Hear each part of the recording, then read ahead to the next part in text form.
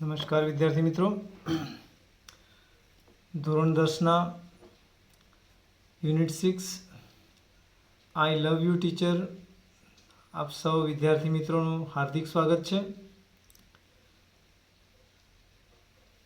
મિત્રો, પ્રસ્તુત જે લેસન છે એ લેસન હેલન કેલરની જે બાયોગ્રાફી છે, ઓટોબાયોગ્રાફી, એમાંથી લેવામાં આવેલો એક અંશ છે. આપણા જે પાઠનું નામ છે આઈ લવ યુ ટીચર. મિત્રો, શા માટે આવું ટાઇટલ રાખવામાં આવ્યું હશે એ તો આપણે પાઠ ભણ્યા પછી જ તમને ખબર પડશે. પણ શિક્ષકો વિદ્યાર્થીઓના જીવનમાં કેવું અમૂલ પરિવર્તન કરી શકે છે એનું ઉત્તમ ઉદાહરણ આ લેસનમાં આવેલું છે. મિત્રો, તમારું જે પ્રીટાસ્ક છે, પ્રીટાસ્કની અંદર જે પહેલી પોએમ આપેલી છે એની અંદર સરસ મજાની વાત કરેલી છે કે અ teacher is a friend who tries to give you wings. શિક્ષક એક એવો મિત્ર છે જે તમને પાંખો આપવાનો પ્રયત્ન કરે છે. By teaching English, reading and fun things. તમને અંગ્રેજી ભણાવીને, વાંચતા શીખવાડીને અને ઘણી બધી અવનવી રમૂજીમય વસ્તુઓ શીખવાડીને. A teacher is like another parents. આપણા ઘેર માતા પિતા તો હોય છે, પણ શિક્ષક એક બીજા એક માતા પિતા જેવો છે, એક માતા પિતા સમાન છે. So carings and make sure you have no troubles and for all problems. પોતે પોતાના વિદ્યાર્થીઓનો એટલી બધી કાળજી રાખે છે, એક નાની નાની નાની વાતની કાળજી રાખે છે અને એટલું બધું ધ્યાન રાખે છે કે એને આગળ જતાં કોઈ મુશ્કેલી પડે નહીં. તો સામે પક્ષે મિત્રો, આપણી એક વિદ્યાર્થી તરીકેની આપણી જવાબદારી છે કે આપણે આપણા શિક્ષકનું સન્માન જાળવીએ અને એમની વાતોની અવગણના ન કરીએ, એમને સહકાર આપીને આપણા જીવનને વધારે સમૃદ્ધ બનાવીએ. મિત્રો, જોઈએ આપણે હવે આગળનું લેસન જોઈશું. ટાઇટલ છે આઈ લવ યુ ટીચર. મિત્રો, પ્રસ્તુત જે લેસન છે એ હેલન કેલર દ્વારા લખવામાં આવેલ છે. હેલન કેલર નોવેલનું એડિટિંગ જ્હોન મેસીએ કર્યું હતું. હેલન કેલર, તમારી જાણ ખાતરનું જણાવું તો બહેરા, મૂંગા અને આંધળા હતા. તેમ છતાં એમણે જીવનની અંદર ઘણી બધી સિદ્ધિઓના સોપાનો સર કર્યા છે. મિત્રો, હેલન કેલરનો જન્મ 27 જૂન 1880ની અંદર થયો હતો અને જૂન 1, 1908માં એમનું મૃત્યુ થયું હતું. અહીંયા હેલન કેલર પોતે પોતાના જે વર્ણનો છે એમની ભાષામાં એ રજૂ કરે છે. તો મિત્રો, જોઈશું આપણે લેસન. તો પ્રથમ પેરેગ્રાફમાં જોઈશું, એ બ્રેકેટમાં છે એટલે તમારો જે વિષય પ્રવેશ છે એ તમને ખ્યાલ આવે. બરાબર, ધ્યાન આપશો મિત્રો. Helen Keller became deaf and blind when she was very young. Helen Keller જ્યારે ખૂબ નાની હતી ત્યારથી જ એ બહેરી અને આંધળી બની. Since she was deaf she did not learn to speak. પોતે બહેરી હોવાના કારણે એ બોલવાનું શીખી શકી નહીં. અહીંયા એક વાત યાદ રાખજો મિત્રો કે આપણે જ્યારે બોલતા શીખતા હોઈએ ત્યારે આપણે સાંભળીને બોલતા શીખતા હોઈએ. વ્યક્તિ કોઈ બી ભાષા શીખે છે, બરાબર છે, નાનું બાળક એના જન્મથી જે કંઈ પણ ભાષા શીખે છે એ સાંભળીને શીખે છે અને જેમ જેમ એ મોટો થતો થાય એમ ક્રમાનુસાર તેનો ભાષા વિકાસ થાય છે, સમજણ આવે છે. પણ જો તમે સાંભળી જ ના શકતા હોય તો તમે બોલી શકતા નથી. તો હેલન કેલરના કેસમાં કેવું છે, એ મૂંગી તો નહોતી, she was not dumb, but as she could not hear, મતલબ મીન્સ શી વોઝ ડેફ, એ આ બહેરી હતી, અને બહેરી હતી એના કારણે તે બોલતા ઝડપથી શીખી શકી નહીં, એટલે મૂંગી રહી. એટલે બધા આંધળી, બહેરી અને મૂંગી હતા એમ કહેવામાં આવે છે. સો હર પેરેન્ટ્સ વેર એક્સ્ટ્રીમલી વરીડ, તેથી તેના માતા પિતા અત્યંત ચિંતાતુર હતા. Then they found Miss Sullivan a teacher for the deaf and blind. અને પછી તેમણે મિસ સુલિવાનના જે ટીચર છે, આંધળા અને બહેરા વિદ્યાર્થીઓ હોય, જે સ્પેશિયલ ટીચર જે કહેવાય, એમના જે શિક્ષકો છે એ શોધી કાઢ્યા. એમનું નામ હતું miss Sullivan. They found Miss Sullivan a teacher for the deaf and blind. બહેરા અને આંધળા માટેના જે શિક્ષક છે મિસ સુલિવાન, એમને મળ્યા, શોધી. That changed Helen's life, અને એનાથી હેલનનું જીવન બદલાયું. Here is an account of turning point in her life in her own words. અને અહીંયા હેલન કેલરના જીવનનો બદલાવ તેના શબ્દોમાં આપણે સાંભળીશું, ભણીશું મિત્રો. Second paragraph. I still remember that morning of the year 1887. Helen Keller કહે છે પોતે કે ઈસવીસન 1987ની એ સવાર હજુ સુધી મને યાદ છે. I was just 7 years of age then, અને તે વખતે હું માત્ર 7 વર્ષની ઉંમરની હતી. યાદ રાખજો તમે કે 1887માં હેલન કેલર પોતે 7 વર્ષની ઉંમરના હતા. My teacher Annie Sullivan came to our house that day. અને તે દિવસે મારા જે ટીચર છે, નામ છે એનું એની સુલિવાન, એ મારા ઘરે આવ્યા. Next day she led me into her room and gave me a doll. બીજા દિવસે તેણી મને એમના રૂમમાં લઈ ગઈ અને મને ઢીંગલી આપી. આ પેરેગ્રાફની અંદર મિત્રો ઈસવીસન 1987ની વાત છે, જ્યારે હેલન કેલર પોતે 7 વર્ષના હતા, અને તે વખતે એમના માતા પિતાએ એમને એની સુલિવાન નામનું જે ટીચર છે, સ્પેશિયલ ટીચર આપણે એને કહીએ, બહેરા આંધળા મૂંગા માટેના હોય છે, તો એમના ઘરે આવે છે અને પોતાની રૂમમાં હેલન કેલરને લઈ જાય છે, અને ત્યાં હેલન કેલરને ઢીંગલી આપે છે. I am trying to explain you more. You can see here in picture કે હેલન કેલરના ટીચર છે, અને અહીંયા હેલન કેલર પોતે 7 વર્ષની ઉંમરની હોય છે ત્યારે એમના જે આ ટીચરનો ફોટોગ્રાફ્સ આપ જોઈ શકો છો મિત્રો, અને અહીંયા ડોલ એને નાની આપે છે રમવા. આ હેલન કેલર છે. એક્સપ્રેશન પણ તમે જોઈ શકો છો. આ ચિત્રો જૂના હોય, બ્લેક એન્ડ વ્હાઇટ છે. તો આ છે એમના ટીચર મિસ સુલિવાન, એની સુલિવાન આપણે કહીશું, અને આ છે હેલન કેલર, અને એને ડોલ આપે છે રમવા. આગળ જોઈશું.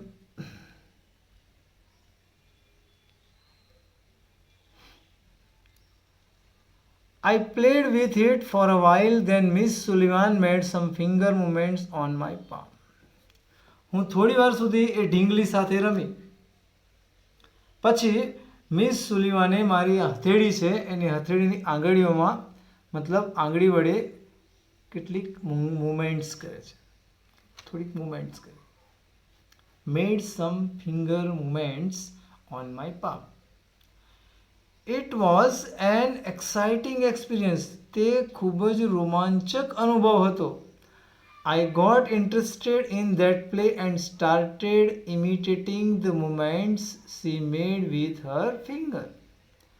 મને આમાં રસ પડ્યો, ખૂબ રસ પડ્યો, અને કહે છે કે પછી મેં પણ મારા શિક્ષકની જેમ હથેળીમાં તેમની નકલ કરવાનું શરૂ કર્યું. મિસ સુલિવાન જે રીતે હેલન કેલરની હાથની હથેળીમાં આંગળી વડે જે મૂવમેન્ટ્સ કરી રહ્યા હતા, એ મૂવમેન્ટનું આ હેલન કેલરે નકલ કરવાનું, ઇમિટેટ કરવાનું નક્કી કર્યું. મતલબ શરૂ કર્યું. When I finally succeeded in doing that correctly, I was thrilled. અને છેવટે મેં સફળતાપૂર્વક સાચી રીતે એમ કરવામાં સફળ થઈ ત્યારે હું ખૂબ રોમાંચિત હતી. એક રોમાંચક અનુભવ હતો. I did not know that I was spelling DOLL. હું જાણતી નહોતી કે હું DOLL એટલે કે ડોલ એટલે કે ઢીંગલી જે એનો જે શબ્દ જોડણી છે સ્પેલિંગ્સ છે એ હું લખી રહી હતી. હેલન કેલરને એકચ્યુઅલી એ ખબર નથી કે એ શેનું સ્પેલિંગ લખી રહી હતી, પરંતુ એને એક્ઝેક્ટલી એ પ્રમાણે અનુકરણ કરતાં આવડી ગયું. તો અહીંયા હેલન કેલર એમના લાઈફમાં જે સૌ પ્રથમ જે સ્પેલિંગ શીખે છે એ સ્પેલિંગ છે DOLL, ડોલ, દેટ મીન્સ ઢીંગલી.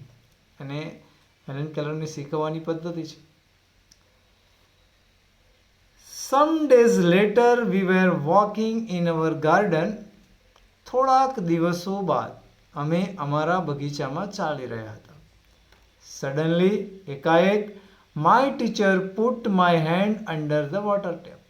બગીચામાં જ્યારે ચાલી રહ્યા હતા ત્યારે એકાએક જ મારો જે ટીચર છે એ ટીચરે સડનલી મારો હાથ જે પકડી લીધો અને પાણીનું જે નળ છે એની નીચે મૂકી. As the cool flow of water ran over the hand, broad કરી લો.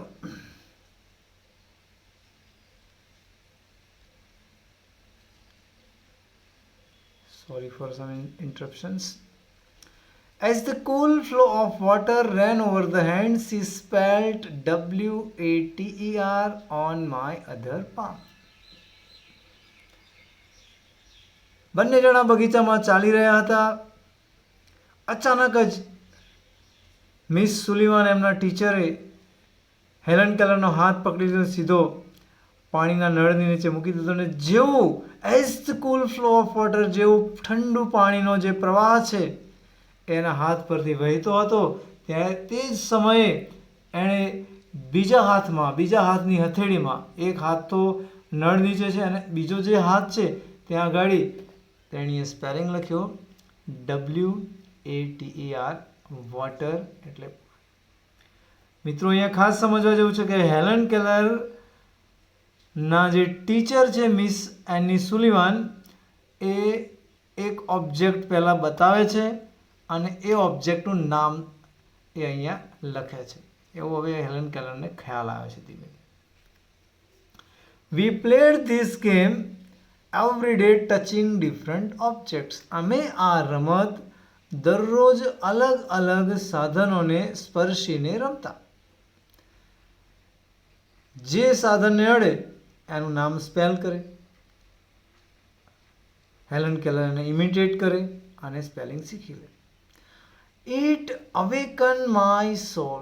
તેનાથી મારો આત્મા જાગૃત થયો. I came to know that everything had a name. મને એ બાબતનો ખ્યાલ આવ્યો કે દરેક વસ્તુને નામ હતું. આપણને ખબર જ છે મિત્રો કે દરેક વસ્તુને નામ હોય છે. Each name gave birth to a new thought. અને દરેકે દરેક નામ છે એક નવા જ વિચારને જન્મ આપતો. કોઈ બી વસ્તુ આપણે જોઈએ મિત્રો કે હેલન કેલર સપોઝ પાણીના નળ નીચે એનો હાથ મૂક્યો એટલે એને ખબર તો પડી ગઈ કે આ પાણી છે, પણ એ શબ્દની સાથે જ ઘણા બધા પ્રશ્નો થઈ ગયા. ક્યાંથી આવ્યું, કેવી રીતે આવ્યું, ઠંડુ કેમ છે, શા માટે છે, અહીંયા જ કેમ આવ્યું, બરાબર છે, એના શું ફાયદા. There are many ideas.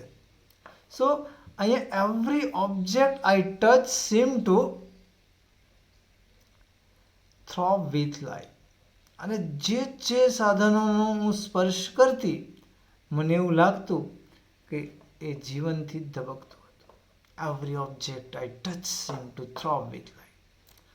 Aha, I was connected with the world through all the words. અને હા, હું શબ્દો દ્વારા દુનિયાના સંપર્કમાં આવ્યો. મિત્રો, આપણી બધા જ લોકો દુનિયા સાથે સંપર્કમાં એક નામથી છીએ, કારણ કે આપણે એટલા માટે બધા સાથે સંપર્કમાં છીએ કારણ કે આપણને બધાની નામની ખબર છે. સાંભળી શકીએ છીએ, જોઈ શકીએ છીએ, બોલી શકીએ છીએ, વ્યક્ત કરી શકીએ છીએ, એટલે આપણા માટે બહુ ઇઝી છે. બટ જે લોકો બહેરા છે, મૂંગા છે, આંધળા છે, it is too much difficult for them to learn and teach. ત્રીજો paragraph. Miss Sullivan use to take me to long walks every morning.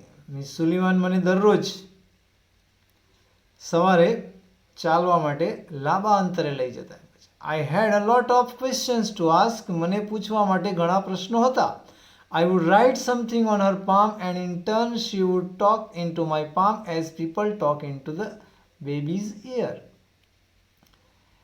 Writer કહે છે અહીંયા કે મને I would write something on her palm, એટલે કે મારે પૂછવા ઘણા પ્રશ્નો હતા, એટલે જ્યારે મારે પ્રશ્ન પૂછવો હોય ત્યારે હું એમની હથેળીમાં લખી દેતી અને ઇન ટર્ન જવાબમાં એ પણ મારી હથેળીમાં જવાબ આપતો. એટલે કેવી રીતે કે જેમ લોકો કાનમાં કહેતા હોય, સાંભળતા હોય તો કાનમાં કહેતા હોય, પણ એ હેલન કેલર સાંભળી શકતી નથી, એટલે હેલન કેલરના જવાબ પણ હથેળીમાં લખીને આપે છે. જે પ્રશ્ન હેલન કેલર પૂછે એ હેલન કેલરને હથેળીમાં સ્પર્શ દ્વારા એને સમજાવે છે, શબ્દોની ખબર પડે. My teacher satisfied my curiosity. મારા શિક્ષકે મારી જિજ્ઞાસા સંતોષી, આતુરતાને સંતોષી. Now everything around me was full of life, love and joy. અને હવે મારી આસપાસનું તમામ મારા માટે કેવું લાગતું હતું જોજો. Now everything around me was full of life. મારી આસપાસનું જીવન, બરાબર છે, બધું જે વાતાવરણ છે બધું જીવનથી ભરેલું હતું, પ્રેમ અને આનંદથી ભરેલું હતું એમ કહે છે. આસપાસનું જે વાતાવરણ છે, દરેક વસ્તુ છે એ જીવન, પ્રેમ અને આનંદથી ભરેલું હોય એમ મને લાગતું. મિત્રો, તમે કંઈક જાણકારી મેળવતા હોય તો તમને સરસ લાગે, અજાણ હોય તો એના વિશે આતુરતા થાય, ને કોઈ તમારી જિજ્ઞાસા ન સંતોષે તો પછી એ કન્ફ્યુઝન થઈ જાય. એટલે અહીંયા શબ્દો દ્વારા હેલન કેલર દુનિયાના સંપર્કમાં આવે છે અને પોતાનું જીવન અતિ આનંદમય બનાવે છે. એમાં શિક્ષકની એક મહત્ત્વની ભૂમિકા છે. The second stage of learning was more difficult. મારી શીખવાનો જે બીજો તબક્કો હતો એ વધારે મુશ્કેલ હતો. It was also based on sense of touch. અને તે સ્પર્શેન્દ્રિય આધારિત હતો. Miss Sullivan wood speak a word and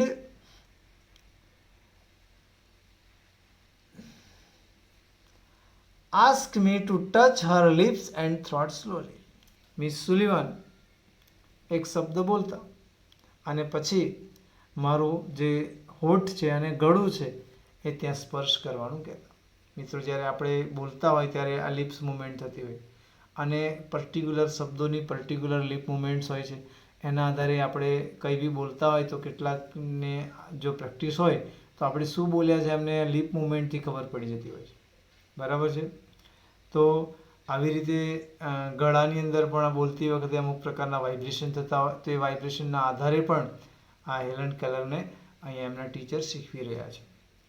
તો એટલા માટે જ હેલન કેલર કહે છે કે મારા જે લર્નિંગનો જે બીજો તબક્કો છે એ ખરેખર ખૂબ મુશ્કેલ હતો, કારણ કે મારા ટીચરે મને હવે હોઠની જે મુવમેન્ટ છે અને ગળાની અંદર જે વાઇબ્રેશન છે એના દ્વારા શીખવે છે.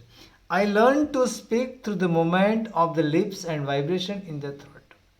અને હું ગળાની અને હોઠના જે હલનચલન થાય છે, એટલે કે ગળાની અંદર જે વાઇબ્રેશન થાય છે અને હોઠનું જે હલનચલન થાય છે, બરાબર છે, એના દ્વારા હું બોલતા શીખી. When I uttered my first word. જ્યારે સૌપ્રથમ હું મારો પ્રથમ શબ્દ બોલી, it gave me boundless delight. એનાથી મને ખૂબ જ આનંદ મળ્યો. Now I started talking with my toys, stones, trees and birds in the garden. અને હવે મેં મારા જે રમકડા છે, પથ્થરો, વૃક્ષો અને પક્ષીઓ જે બગીચામાં હોય છે એમની સાથે મેં વાતો કરવાનું શરૂ કર્યું. I felt amazed and delighted as my sister ran to me when I called. જ્યારે મેં મારી બહેનને બોલાવી અને એ તરત દોડતી આવી ત્યારે ખરેખર મને આશ્ચર્ય અને ખુશી થઈ ગઈ. And my dog obeyed my commands, અને મારો જે ડોગ છે કૂતરો એ મારા હુકમોનું પાલન કરતો. I was able to speak, it was a miracle. હું બોલવા માટે સક્ષમ બની, એ ચમત્કાર હતો. અહીંયા મારી પાસે હેલન કેલર જે છે એનું જે ડોગ સાથેનું ચિત્ર પણ છે, આ રહ્યું. અહીંયા હેલન કેલર આ કૂતરાને ખૂબ ચાહતી એવું એમને નોવેલમાં વાંચવા દરમિયાન જાણવા મળેલ છે. તો એ આ ડોગ પણ એના હુકમોનું પાલન કરતું અને એનાથી પણ આશ્ચર્ય થતું. મિત્રો, એમાં એવું હોય છે કે જ્યારે બહેરા વ્યક્તિ હોય કોઈ બી, એટલે બોલતા હોય ત્યારે પોતાને ના સંભળાતું હોય, એટલે એમને થોડો આત્મવિશ્વાસ ઓછો રહે કે ભાઈ હું બોલ્યો કે મારા મોઢામાંથી અવાજ નીકળ્યો કે નહીં. બીજાને તો ખરેખર સંભળાતું જ હોય છે, પણ બહેરાને પોતાને ના સંભળાતું હોય, એટલે ઘણીવાર ઓછું સાંભળતા લોકો હોય એ મોટા અવાજે બોલતા હોય કે ખરેખર હું બોલ્યો કે નહીં એની ખાતરી થતી હોય. મિત્રો, જોઈશું આગળનો paragraph. I think it is very interesting lesson. થાકી ના જશો મિત્રો, પ્લીઝ. જોઈશું આગળ, ધ્યાન આપશો. When I studied seriously, it seems more like play than work. જ્યારે હું ગંભીરતાપૂર્વક અભ્યાસ કરતી ત્યારે પણ કામ કરતાં મને રમત જેવું વધારે લાગતું. એટલે કે હું જ્યારે ભણવા બેસતી ત્યારે મને ભણવાનું એ કામ નહીં પણ ખરેખર એક રમત રમતા હોય એવું લાગતું, મને મજા આવતી એમ. વેન એવર એનીથિંગ ડિલાઇટેડ ઓર ઇન્ટરેસ્ટેડ મી, જ્યારે મને કોઈ પણ બાબતમાં, કોઈ પણ વસ્તુમાં મને આનંદ થતો હોય અથવા તો કોઈ પણ બાબતમાં મને ઇન્ટરેસ્ટ પડે, Miss Sullivan would talk about that as if she were a little girl herself. તો મિસ સુલિવાન મને પોતે એક નાની છોકરી હોય ને એ રીતે મને સમજાતી. would talk about that as if she were little girl. એકદમ નિર્દોષતાથી, ઇનોસેન્ટલી એને સમજાતી, અકળાયા વગર. કેટલીક વાર આવા જ્યારે સ્પેશિયલ ચાઇલ્ડ્સ હોય એમને ભણાવવાના હોય ત્યારે ખૂબ મુશ્કેલી પડતી હોય, તો ઘણીવાર શોર્ટ ટેમ્પર ટીચરો આમાં કામ લાગતા નથી મિત્રો. ખાસ સહનશક્તિ ધરાવતા ધૈર્યવાળા શિક્ષકો જ આમાં કામ કરી શકે. She taught subjects like science by making it so interesting that I remember everything. વિજ્ઞાન જેવા વિષયો તો એણે એટલા બધા રસપ્રદ રીતે ભણાવતા કે એ જે કંઈ પણ ભણાવતા એ મને યાદ રહી જતું. Finally, my teacher began teaching me to read. છેવટે મારા શિક્ષકે મને વાંચવાનું શીખવવાનું શરૂ કર્યું. I first read raised letter and later on read with braille. I first read raised letter. Raised letter એટલે ઉપસાવેલા અક્ષરો હોય છે. ઉપસાવેલા અક્ષરો એટલે આપ મિત્રો જાણતા હશો કે, અથવા તો ના ખબર હોય તો, લુઈસ બ્રેઇલ નામના વ્યક્તિએ એ પણ અંધ જ હતા અને એમણે આ આંધળા લોકો માટે વાંચવાની જે બ્રેઇલ લિપિની શોધ કરી હતી એ ખરેખર અંધજનો માટે એ આશીર્વાદરૂપ છે આજે પણ. તો અહીંયા હેલન કેલર જે છે એ બ્રેઇલ લિપિથી વાંચતા શીખે છે. I learn to write with both ordinary as well as Braille typewriter. I learn to write with both એટલે અહીંયા શું કહે છે કે હું બંને ભાષાઓ, મતલબ બંને પ્રકારનું લખતા વાંચતા શીખી. એક તો બ્રેઇલ અને જેમ આપણે નોર્મલ ચોપડીઓમાંથી વાંચતા હોય છે કે લખતા હોય છે. એટલે લખ્યું છે કે બોથ ઓર્ડિનરી એટલે કે જે સામાન્ય આપણું છે, અને બ્રેઇલ ટાઈપરાઇટર એટલે બ્રેઇલ લિપિનું જે ટાઈપરાઇટર એ થોડું અલગ આવતું હોય છે, બરાબર છે. ઉપસાવેલા ડોટેડ હોય અને એના થ્રુ એ લોકો ટાઈપ કરતા હોય. તો એને એ પ્રકારનું ટાઈપરાઇટર પણ આવડતું અને આ ઓર્ડિનરી જે આપણે સાદું ટાઈપરાઇટર એ પણ આવડતું. I was well on my path to becoming a well educated person. અને હું એક સુશિક્ષિત વ્યક્તિ બનવાના મારા રસ્તા ઉપર ખૂબ સારી રીતે આગળ જઈ રહી હતી. I was provided all possible opportunities to develop my abilities and I made the maximum use of them. મને મારી જે ક્ષમતાઓ છે એ ક્ષમતાઓને I was provided all the possible opportunity, કે મારી ક્ષમતાઓનો વિકાસ કરવા માટે મને તમામ પ્રકારની શક્ય એટલી તકોને પૂરી પાડવામાં. એના જે માતા પિતા છે એમણે તમામ પ્રકારની તકો એમને પૂરી પાડી અને મેં પોતે પણ એનો વધુમાં વધુ ઉપયોગ કર્યો. Made the maximum use of them. મને જે તકો આપી એટલે હું નિરાશ ના થઈ ગઈ, બરાબર છે. મેં પણ મારા માતા પિતા, શિક્ષક અને તમામને સહકાર આપ્યો. મિત્રો, તમે જાણતા હોય કે ન જાણતા હોય, પણ શિક્ષણ એક દ્વિધ્રુવી પ્રક્રિયા છે. જો શિક્ષક ખૂબ જ્ઞાની હોય અને ભણાવવું હોય બાળકોને, તો વિદ્યાર્થીઓએ પણ સામે પક્ષે ભણવું જોઈએ. એટલે કે વિદ્યાર્થી ભણાવે અને શિક્ષક ભણાવે અને વિદ્યાર્થી ભણે. ઓકે, જો શિક્ષક એકલો જ ભણાવે અને વિદ્યાર્થી ના ભણે તો કોઈ મતલબ નથી એનો. અથવા તો વિદ્યાર્થીને ભણવું હોય ને શિક્ષક ના ભણાવે તો પણ એનો કોઈ મતલબ નથી. એટલે કે બંને પક્ષે કામ કરવું પડે, તો જ આપણો જે મૂળ સિદ્ધાંત હોય એ સિદ્ધ થતો હોય છે. મિત્રો, જોઈએ આગળ. I developed a great confidence and even I visited the President, Cleveland and the White House.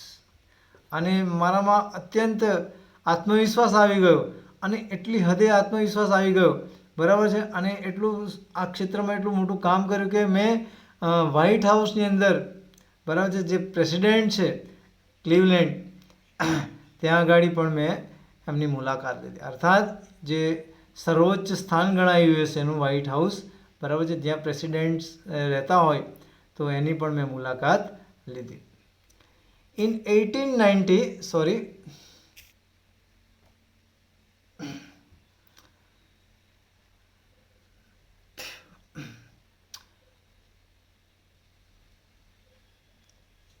In 1890, at the age of about 10, ઈસવીસન 1890માં 10 વર્ષની ઉંમરે I moved to the Perkin Institute.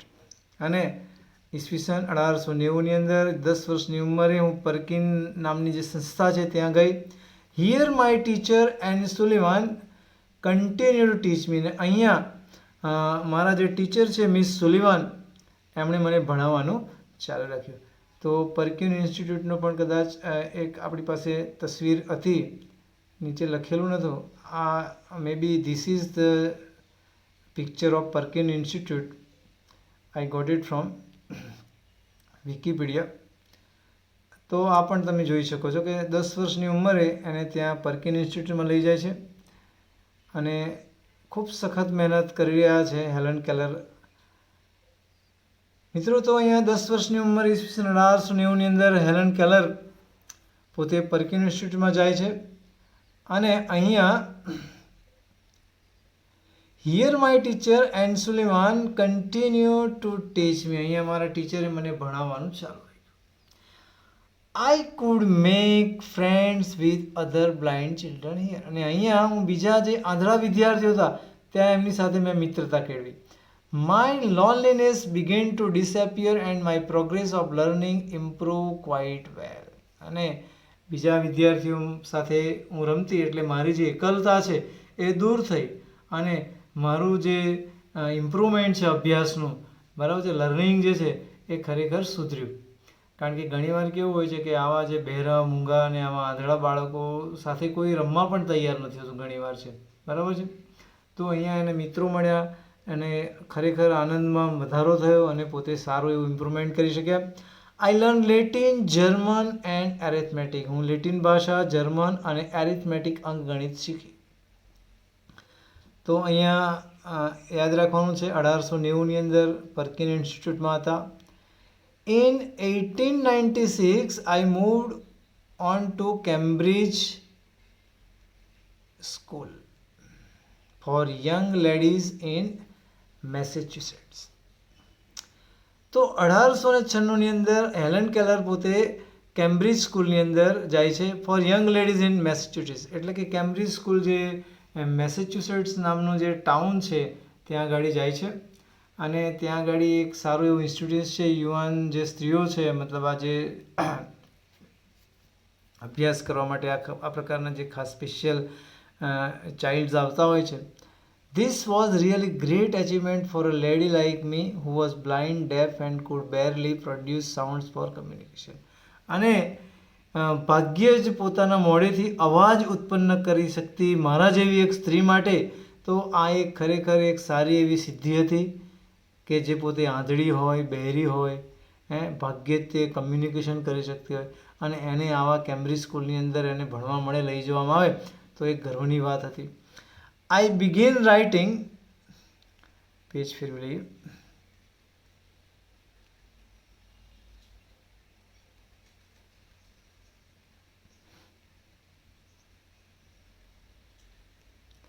I began writing poems and stories.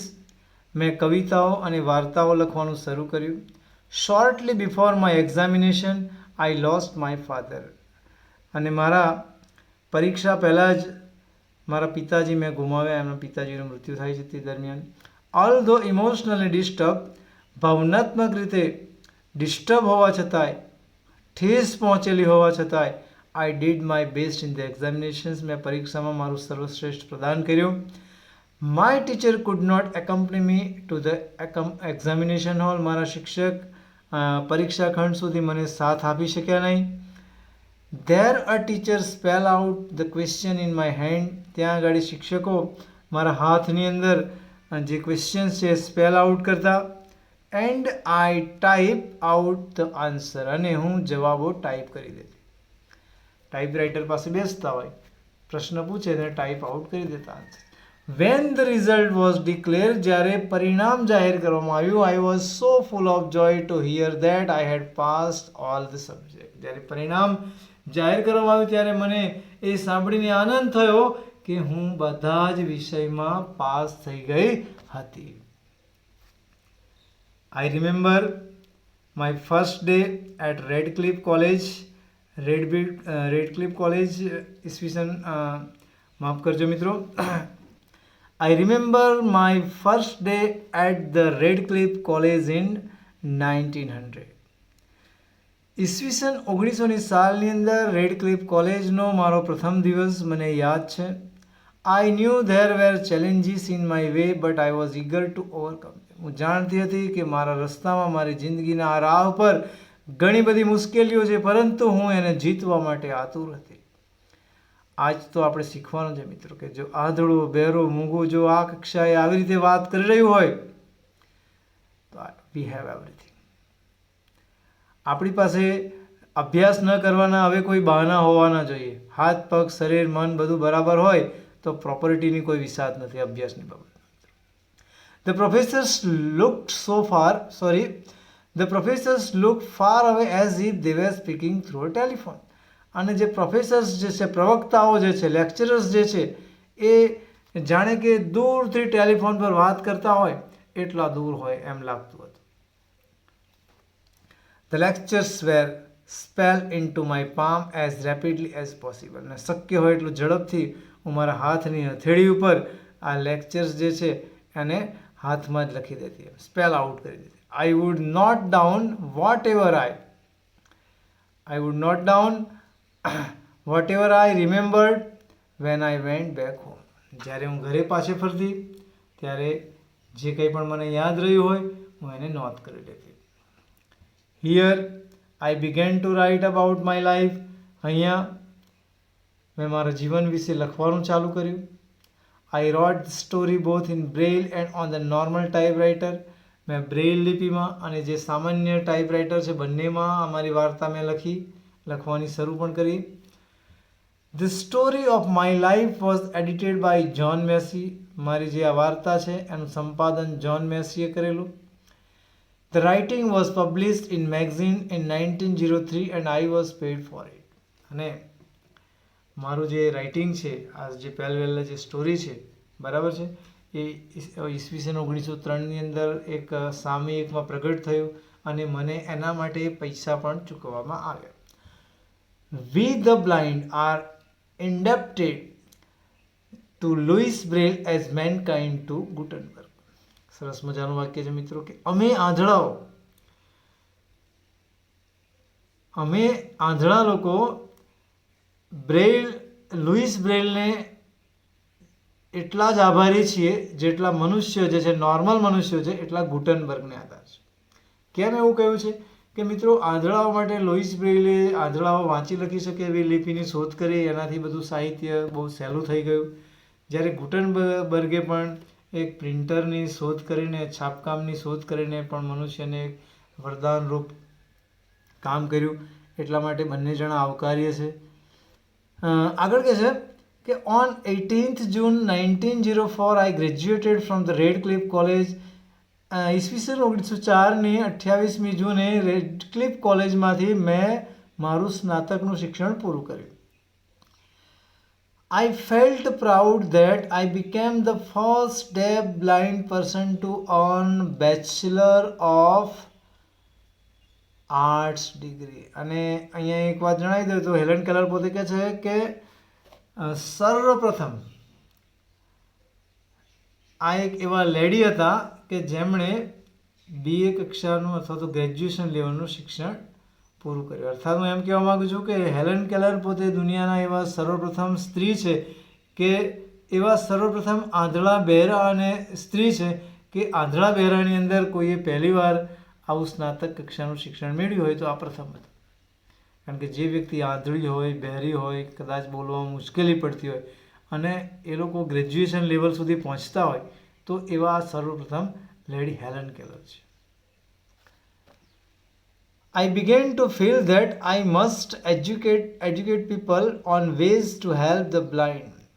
અને પછી મને એવું લાગવા માંડ્યું કે આંધળા લોકોને મદદ કરવા માટે મારે ચોક્કસથી આ જે બ્લાઇન્ડ પીપલ છે એમને ખરેખર ભણાવવામાં મદદ કરવી જોઈએ. Must educate people to help the blind. કારણ કે ઘણા આ સમાજની અંદર આંધળાઓ હોય, બહેરા હોય કે કોઈ પણ પ્રકારના ડિફેક્ટ ધરાવતા હોય, ફિઝિકલ ડિફેક્ટ, તો લોકો એને જોઈએ એટલું રિસ્પેક્ટ નથી આપતા, સન્માન નથી આપતા. બરાબર છે.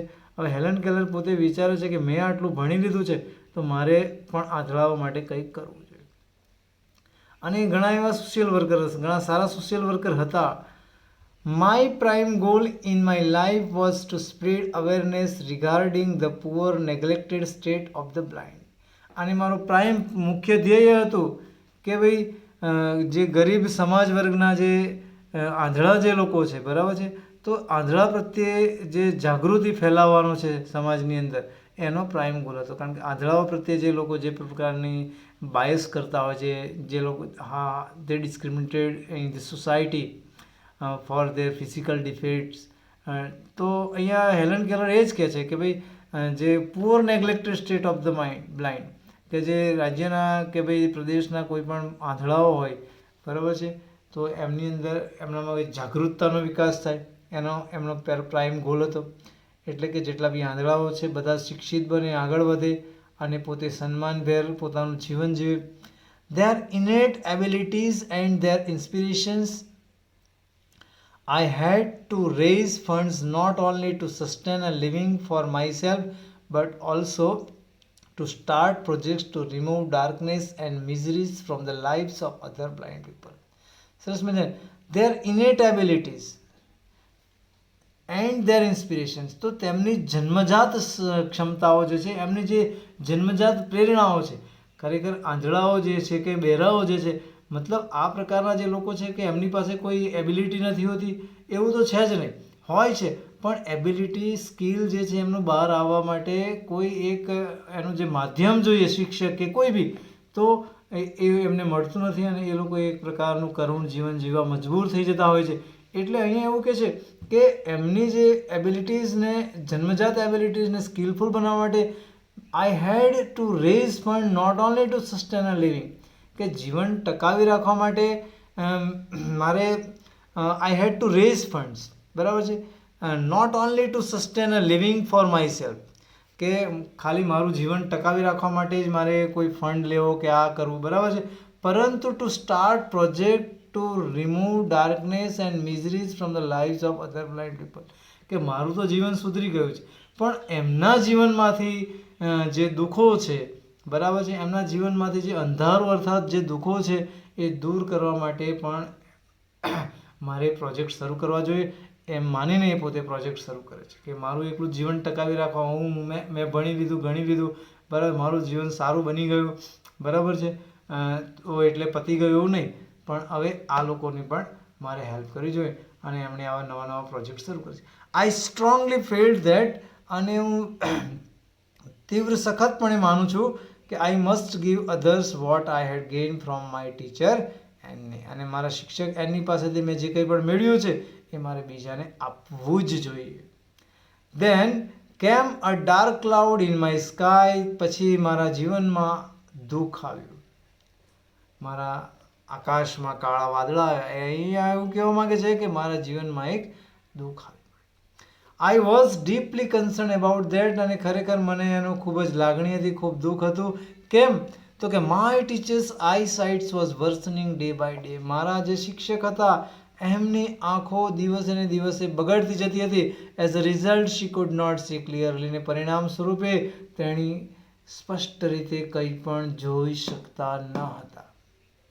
શી was brave enough to fight against her problem, અને તેણી શી વોઝ બ્રેવ ઇનફ કે પોતાની સમસ્યાની સામે લડવા માટે તે પૂરતા બહાદુર હતા લડવા માટે.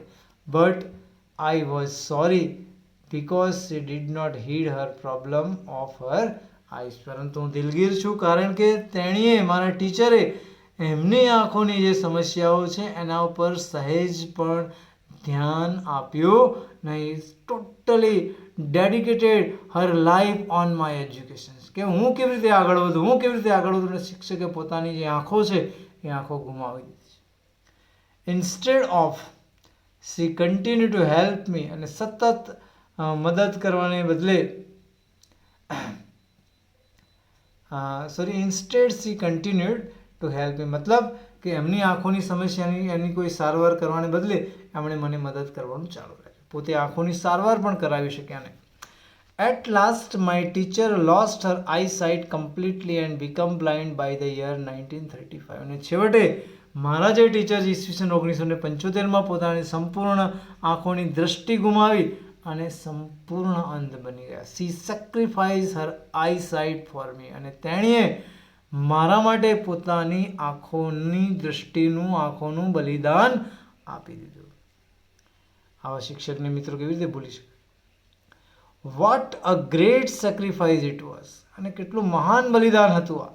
If she had not supported and encourage me to learn, જો તેણીએ મને સહકાર ના આપ્યો હોત, જો મને પ્રોત્સાહન ના આપ્યું હોત, તો I would not have enjoy the beauty of the world, મેં આ દુનિયાની સુંદરતાને માણી ન હોત. I can not think my self apart from her, હું મારી જાતને તેનાથી જરા પણ વિખૂટી માનતી નથી. માય હાર્ટ ઓલવેઝ સ્પીક, મારું હૃદય હંમેશા કહેશે આઈ લવ યુ ટીચર, કે હે શિક્ષક, હું તને ચાહું છું. મિત્રો, સરસ મજાનો ઇન્સ્પિરેશનલ લેસન છે. વિદ્યાર્થીઓના લાઈફની અંદર શિક્ષકનું કેટલું મહત્ત્વ છે આપ આ પાઠ પરથી જાણો છો, અને તમને પણ પોતાને પણ ખબર છે. તો દરેક સ્ટુડન્ટના લાઈફમાં કોઈને કોઈ પોતાના બેસ્ટ ટીચરનો શું કહેવાય પ્રભાવ હોય છે જ, અને એમનું કોઈક ને કોઈક રીતે અનુકરણ પણ કરતા હોય છે. તો મિત્રો, આ પાઠ આપણે અહીંયા પૂરો થાય છે. આશા રાખું છું આપ સૌને સમજ પડી ગઈ હશે. થેન્ક યુ, આભાર, આવજો.